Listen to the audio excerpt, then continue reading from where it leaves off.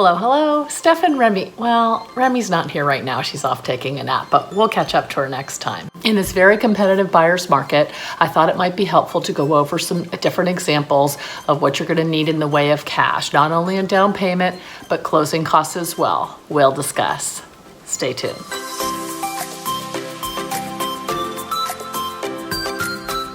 So the first thing you want to do is get a lender.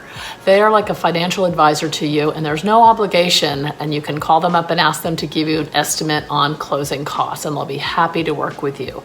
They are the experts on this. A lot of real estate agents won't even talk to you about this because they want to leave it to the experts. So highly recommend that. But if you absolutely need a ballpark, you're just getting started, I would say roughly it's between $5,000 and $15,000 cash that you'll need up and above your down payment. I know it can be a little bit daunting, but you definitely want to be prepared with that extra cash because you don't want the deal falling through at the last minute. Coming up, I'll give you an explanation on where all these closing costs are coming from. Let's go over the closing costs that buyers can expect when buying a home. Number one, the appraisal fee.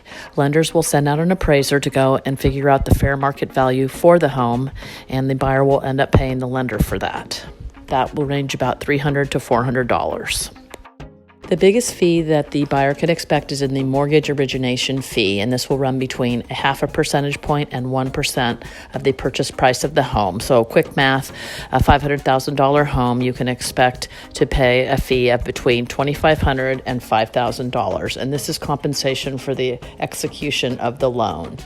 Another fee to be expected by buyers is the title insurance policy fee. Depending on the location and size of the property, this can range between $500 and $3,500. And the purpose for this insurance, it protects the buyer from future claims against the title. You can expect to pay $500 to $2,000 in escrow fees. When you're buying a house, your funds will enter into a holding account that's managed by a third party, which is the escrow company. When the transaction is complete, they will disperse the down payment, the fees, and the loan to the appropriate individuals, and this is the fee that they get paid for doing that. There will also be quite a few incidental fees, from your credit application to your courier fees to your bank processing fees, recording fees, and lastly, notary fees. And these can add up to anywhere between $1,000 and $2,000. Lastly, I'd like to bring to your attention recurring fees.